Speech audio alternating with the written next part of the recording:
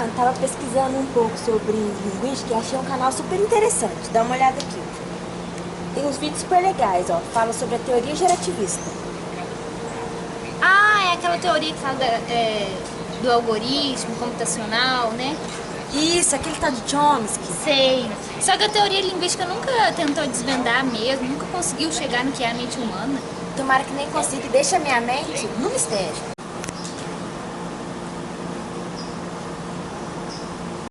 Ei, Fran, aquela ali não é a moça do vídeo que a gente estava assistindo agora? É, a primeira que apareceu, vamos lá chamar ela. Ei!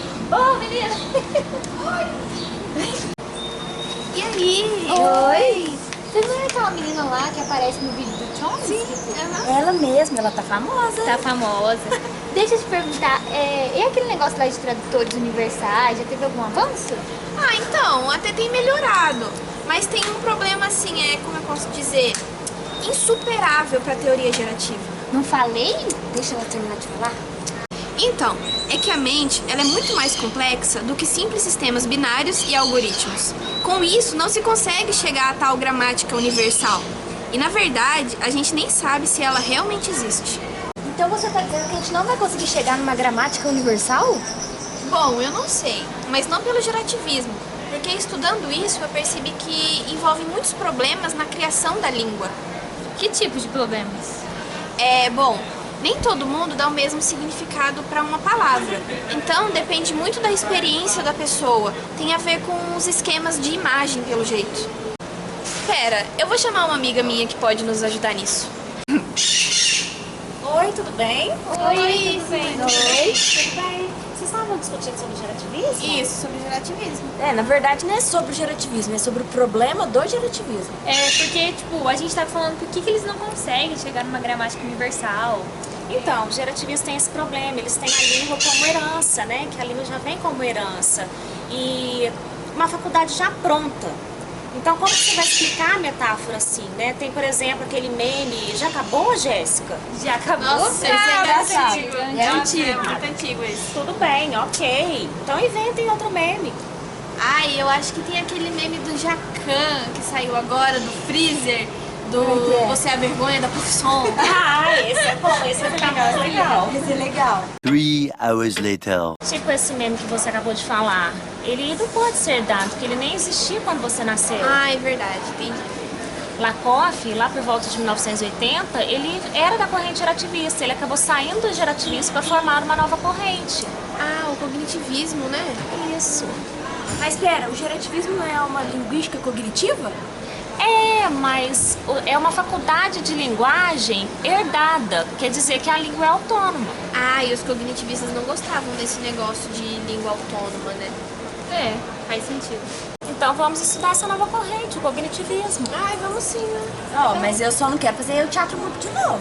Ah, não, mas isso aí a gente pode pensar em outra coisa, né? Uma roda de conversa. Ah, legal, uma roda de conversa. Então encontramos daqui a um mês e vocês conseguem ler uns 70 livros até lá?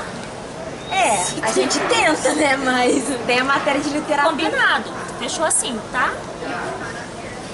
Corta pra daqui 30 dias. Vamos falar sobre linguística cognitiva, uma abordagem da linguagem um tanto quanto recente, que tem como seus principais representantes alguns linguistas famosos, como George Lakoff, Ronald Langecker, Leonard Talmy, Charles Fillmore e Gilles Falconier. É importante que a gente saiba que há toda uma ciência cognitivista.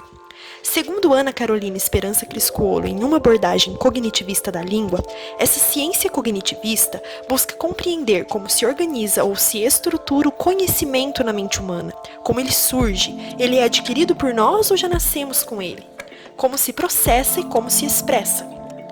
Mas afinal, o que é a linguística cognitiva? Bom, ela é uma abordagem de investigação da língua que, segundo Esperança Criscuolo, procura compreender de que maneira a experiência humana geral interfere na organização, consolidação e mudanças na estrutura e funcionamento linguísticos através de processos cognitivos. Em outras palavras, para os cognitivistas, a linguagem não é autônoma, mas corpórea. Ou seja, a língua não existe e funciona por si só, mas depende do falante, que possui suas próprias experiências de mundo e suas interações sociais, históricas, culturais e individuais particulares. Sendo assim, para os cognitivistas, a linguagem não pode ser dissociada do falante. As abordagens cognitivistas da linguagem tomaram força no fim dos anos 70 e início dos anos 80, embora o termo já fosse utilizado desde a década de 60. Os modelos linguísticos vigentes na época eram principalmente o estruturalismo e o gerativismo. A linguística cognitiva, representada por até então gerativistas, como o norte-americano George Lakoff, surgiu, entre outros fatores, para rebater problemas identificados na linguística gerativa, se opondo aos conceitos defendidos até então. A linguística cognitiva derruba o alicerce do gerativismo, a modularidade da mente. Para os gerativistas, liderados por Noam Chomsky, a mente é dividida em módulos, sendo o módulo cognitivo da linguagem independente dos outros módulos. Os cognitivistas, por outro lado, não adotam esse ponto de vista modular. Para eles, atuam na mente princípios cognitivos gerais, que são compartilhados pela linguagem e por outras competências cognitivas. Além disso, ao contrário da teoria da modularidade da mente, a linguística cognitiva diz que a língua é reflexo de conexões neurais e, segundo Ricardo Santos, em 2011, é motivada pela mescla da cultura, cognição e da linguagem em si. Apesar de se opor ao gerativismo, a linguística cognitiva também lida com a língua como um sistema de conhecimento. Porém, como disse Augusto Soares da Silva em 97, enquanto o gerativismo procura conhecer a linguagem, a linguística cognitiva procura conhecer a língua através da linguagem. Uma das questões mais importantes para o cognitivismo é o conceito de categorização. Saber como as pessoas categorizam o mundo, como dividem o mundo, é fundamental para que se entenda o funcionamento da língua. O fato de não falarmos sobre as coisas como elas realmente são, mas como as percebemos, nos mostra o caráter subjetivo da linguagem e como as nossas experiências de mundo interferem na maneira como falamos. A finalidade da língua é suprir as necessidades dos falantes, expressar seus pensamentos, categorizar o mundo. A noção de categorização pode nos ajudar a entender o porquê de as línguas serem diferentes umas das outras. Se cada cultura categoriza, ou seja, divide o mundo de maneiras diferentes, as necessidades comunicativas também serão diferentes e, por consequência, as línguas também não serão iguais. Lakoff e Johnson propuseram em um livro de 99 que uma pequena porcentagem de nossas categorias é formada por atos conscientes de categorização, mas a maioria é formada automática e inconscientemente como resultado do funcionamento no mundo. Portanto, o aprendizado da língua acompanha o do mundo. É impossível aprender a língua sem aprender o que a língua representa no mundo. Por essas e outras, percebemos que a origem da linguística cognitiva acontece em um contexto no qual há a necessidade de explicar a influência que a experiência de mundo e que o conhecimento cultural, histórico, social e individual de cada falante tem sobre a língua. Bom, vamos nos aprofundar ainda mais na linguística cognitiva, então.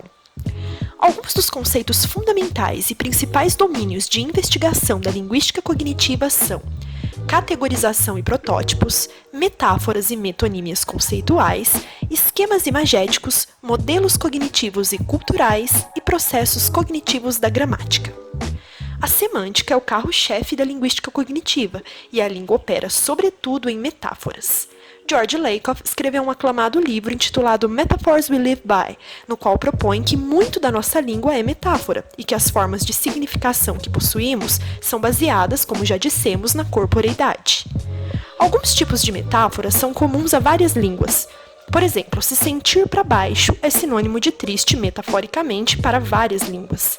É por causa dessa interação humano, ambiente e cultura que Lakoff e Johnson propuseram os modelos cognitivos, subdivididos em 5.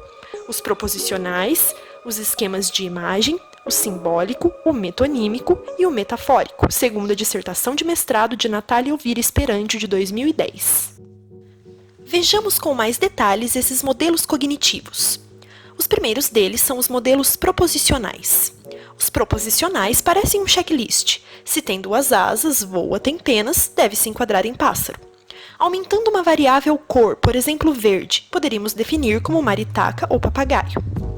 A seguir, temos os esquemas de imagem. O esquema de imagem é a percepção corporal de movimento, de formato aplicado sobre a língua. O exemplo de se sentir para baixo se encaixa aqui. A frase vai, desabafa, joga tudo para fora é outro esquema derivado do dentro, fora. Depois vemos o modelo simbólico. O modelo simbólico promove significado tanto através do léxico quanto através da categoria gramatical. Por exemplo, que SP signifique São Paulo e que R cifrão signifique o símbolo da moeda brasileira. Temos também o modelo metonímico. Aqui, o significado semântico salta de um caso específico e se engloba ao todo. Como no exemplo, gosto de ler Machado, onde Machado implica as obras escritas por Machado de Assis e não o indivíduo. Por fim, temos a metáfora. A metáfora estabelece uma comparação, como por exemplo, essa menina é muito gata, ou ela não é flor que se cheire. A mudança de paradigma que a linguística cognitiva proporcionou possibilitou que inúmeros ramos de outras ciências pudessem ser interligados com os estudos linguísticos, criando sub-áreas de conhecimentos multidisciplinares, como a neurolinguística, psicolinguística, semântica cognitiva e novas haverão de vir. Muitos avanços científicos do mundo moderno e novíssimas teorizações puderam ser contemplados por essa nova forma de pensar a língua. A gagueira, por exemplo, deixa de ser um problema médico e passa a ser um problema neurolinguístico. A teorização da linguística cognitiva tem servido e muito para a análise do discurso e para análises comportamentais. Em tempos atuais, de abundância de informações e de tentativas de narrativa, compreender os mecanismos pelos quais a significação da linguagem produz certos comportamentos estereotipados é crucial para o indivíduo conseguir diferenciar um discurso arquitetado de um discurso sem esse objetivo.